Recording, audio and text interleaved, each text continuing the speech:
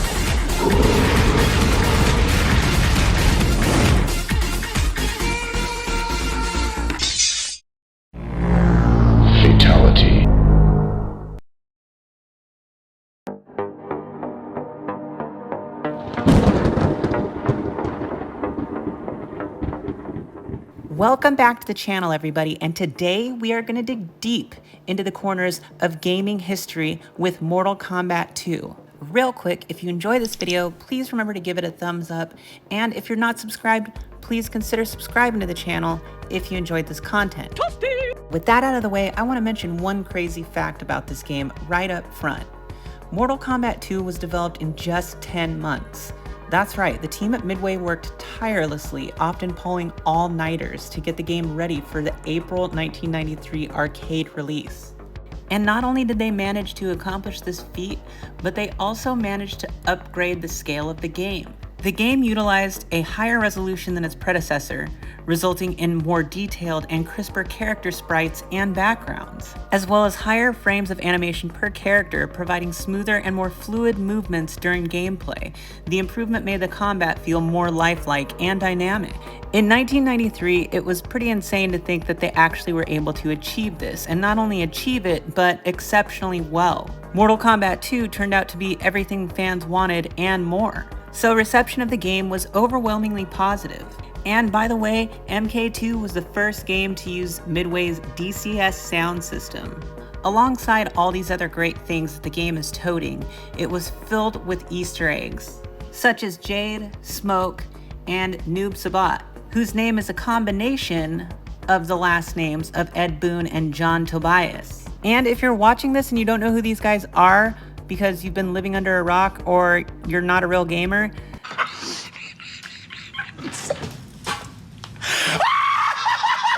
they're the creators of the game and can be seen here taking some serious media heat for the game violence back in 1995. Now fast forward a year and we're getting close to the console port releases. And it's important to note before I go down the rabbit hole of the console ports that Mortal Kombat was the key game leading to the 1993 Senate hearings on video game violence, which led to the creation of the Entertainment Software Rating Board, or what we know as the ESRB. Of course, at the time, that did not stop the media from making a big deal out of video game violence every chance they got throughout the mid-90s.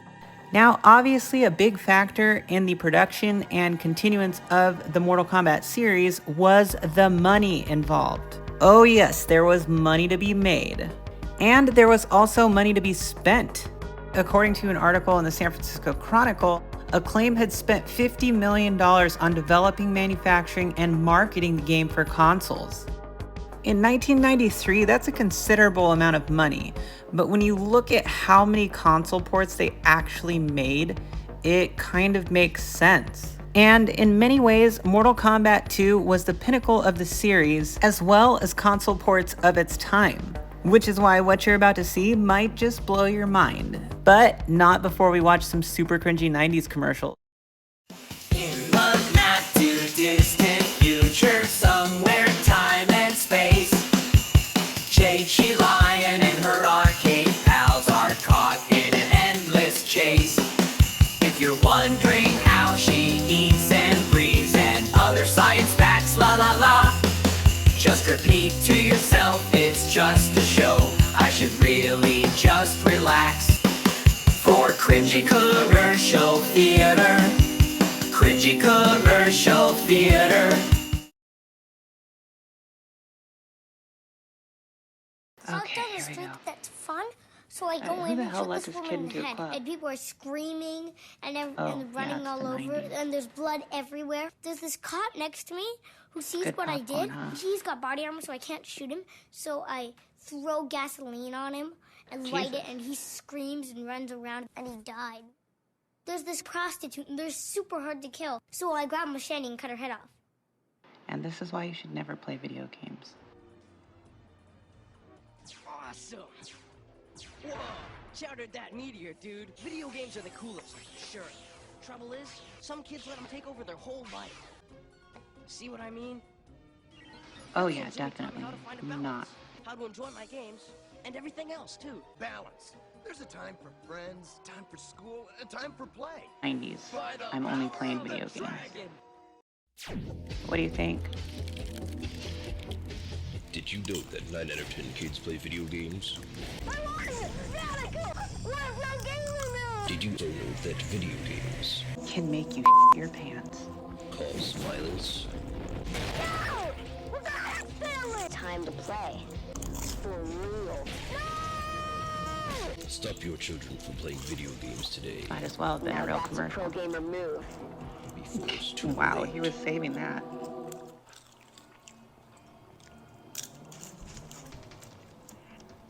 It's so concerning. The new update for Animal Crossing has mandatory anger management classes. You know, this type of violence is really disappointing. I tried to imitate all these moves on people and none of it worked. You had to listen to them. Just stick it in your Genesis. Alright, baby. Let's go!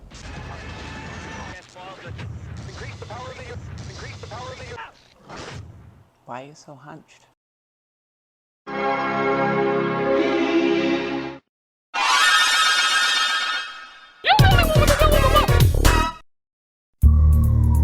So here's a few very interesting things that you may or may not have known about MK2. And two of the big ones that I remember. If you beat MK1, you know that Liu Kang or whoever beats Shang Tsung in Goro's lair. So I'm not sure if they changed the background level to Warrior's Shrine to give it a little bit more finesse in MK2's intro, but it's technically not the right spot. Back in the 90s, one of the huge mysteries was surrounding a character who everybody called Scarlet, who eventually became a real character in the game. But to make things more confusing back then, there was actually an MK2 guide that had pictures of palette-swapped characters. People swore up and down that Scarlet was a real character you could unlock in the game. But the reality of the situation hit even harder when people were able to data mine and figure out that this was just a simple bug causing a palette swap in the character sprites, which is technically what was originally mentioned in the guide book. Well, fast forward to 2011 and Ed Boon actually made Scarlet a character based on all of this lore, which is crazy and shows you how much of a fan-centric game Mortal Kombat is, or was. With that being said, I just decided to throw in a quick list of trivia from Mortal Kombat Wiki so you guys can see a lot of the other crazy stuff that's kind of hidden in this game or maybe forgotten about or unknown, like Nintendo realizing it was a bad idea to leave blood out of the game. And it even worked with X-Band. online play in the early 90s. There are also mentions of other games that Mortal Kombat 2 is directly connected to. The rare and expensive, really crappy PlayStation version, as well as characters like Ermac, who didn't become a playable character until Ultimate Mortal Kombat 3. And this is definitely one of the cases where Genesis does what Nintendo don't when it comes to the soundtrack, because they were able to keep it more faithful to the original arcade version and also remix it. And of course, we all know about those PlayStation 3 games that, well, got pulled off the PlayStation Store platform. RIP! Along with a couple other cool factoids. Now, over the last few years, in an interesting turn of events, Mortal Kombat 2, which was never officially released on the 3DO, has been ported by a dedicated fan who goes by the alias of 3DO HD. And it's honestly one of the most impressive community efforts that I've ever seen on this system. This isn't just a basic conversion either. This build includes smooth animation, improved controls, and some slick polish that puts even some official ports to shame. Not only that, but the port is fully playable on real 3DO hardware and has been tested across several models. It also features full arcade-style sound and music and plays like an actual midway release, except it's fan-made from the ground up. And again, when I say it's fan-made, I mean solely by Sean, aka 3DO HD. I've had some pretty extensive coverage of this port in 2 other videos that I did. I'll leave a link for them down in the description. I've been very fortunate in the sense that I've been able to work with Sean and play some of the earlier releases of this game as a beta tester. And I'd be remiss if I didn't mention that, well, if you're a fan of Easter eggs, get this. I was lucky enough to collaborate with Sean and create my own level. Both my character and level are hidden elements within the game. Additionally, I also created the soundtrack for that level, which we can take a quick look at here. Round 1, fight!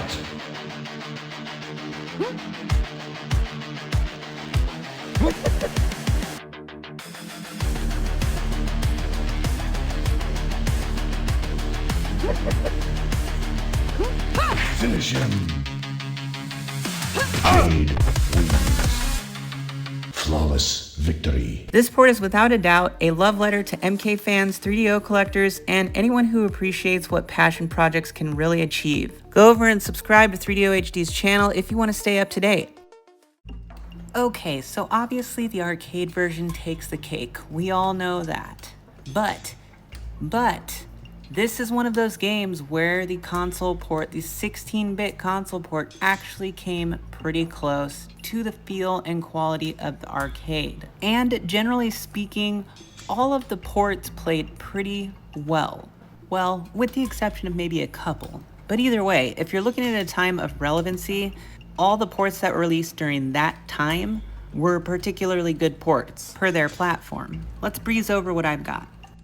This was purchased at Woolworth, and this was probably around the time I was, 13, 14 maybe. I was one of those weird kids who would just cut the saran wrap and then preserve everything.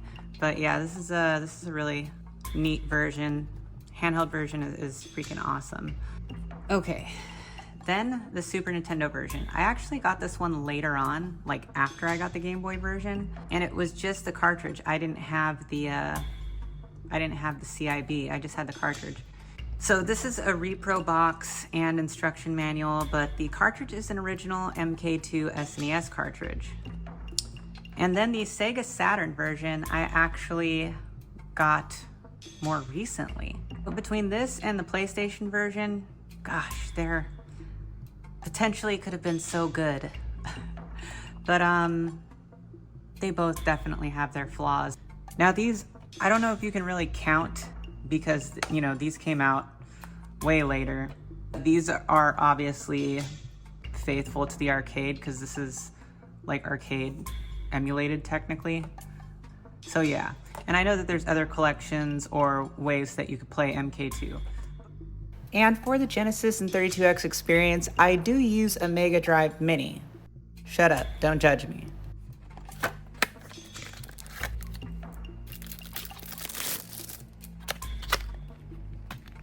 Another thing I really hated about this was it used one of those plasticky, cheap-ass retainers, which I felt like is a sign to that this game was unfinished.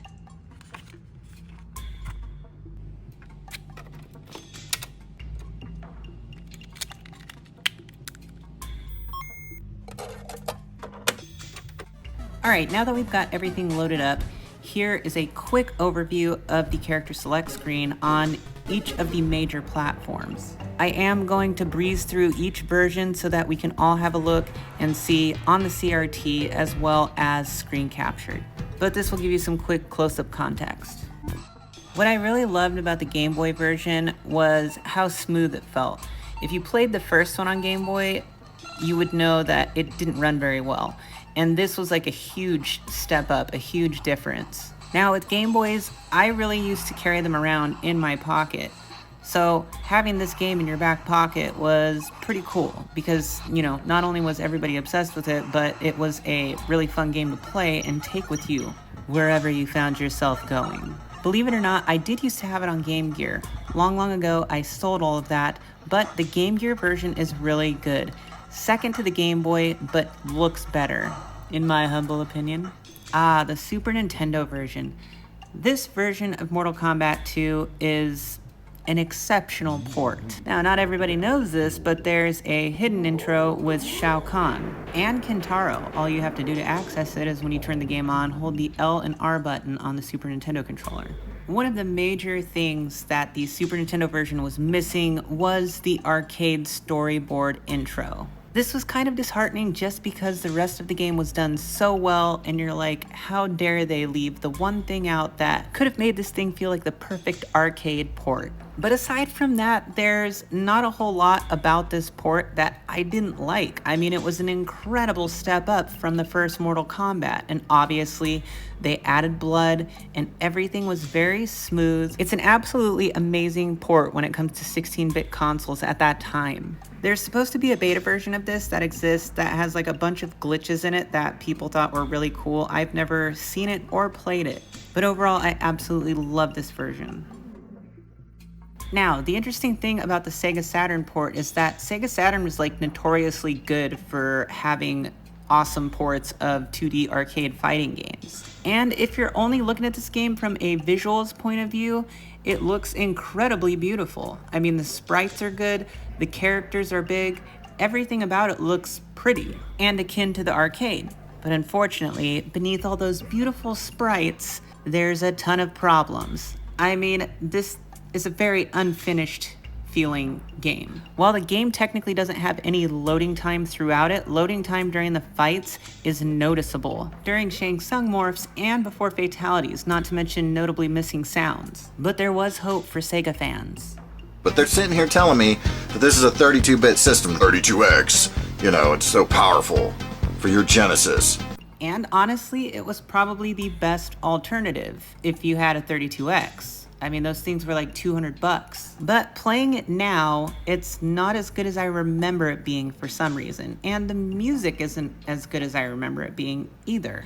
But it is definitely, 100% without a doubt, one of the most notable ports of this game, as well as the homebrew MK2 32X arcade version. I did want to pull up the Sega Saturn and PlayStation version for a quick side-by-side comparison. You guys will kind of see that the PlayStation has a little bit more loading time, but they both suffer from the same issues. Essentially, they're both very incomplete, and they're missing sounds and have intermittent loading times throughout fighting and before fatalities. But if I had to pick one version, I would pick the Sega Saturn version without a doubt. And it feels closer to the arcade because it doesn't have any loading screens, but that's about it. Real quick, I'm going to give you guys a little bit of a better look at the PlayStation version here so you can see like how plagued it is with loading times as you're playing the game in the middle of fights. This next version is kind of funny. It's on the Amiga. I believe this is the Amiga 500 version, which it didn't really matter which version of the Amiga you played it on. It was pretty much like the Sega Master System on steroids. Which is great. I mean, for what it was a good port, and anybody who had an Amiga would have loved to play it on there. But again, in an overall sense, you can really see that they put a lot of time into developing these ports, and for the most part, they turned out really well. And one other piece of trivia that I forgot to mention earlier is Ed Boon's hidden face. It really is him. So here's a list of all the console ports: Sega Genesis, SNES, Game Boy, Game Gear, Master System, 32X, PlayStation, Sega Saturn. Then your home computer ports: Amiga, MS-DOS, and the next-gen ports. By the way, the MS-DOS version had really crappy MIDI music and it was subpar. So what's my favorite version? Well, I'm sure you've already figured it out, but it's Super Nintendo. And if you're a fan of MK, I would definitely recommend checking out these 3 channels, which are my 3 favorite that cover MK stuff: Bushy Stallion, Killer Arcade Games, and Riddick's Classic Arcade. Remember to let me know in the comments which port was your favorite, and feel free to add on to any trivia I might have left out, and what your opinions are down in the comments. Thanks for watching, and until next time, I'll see you then.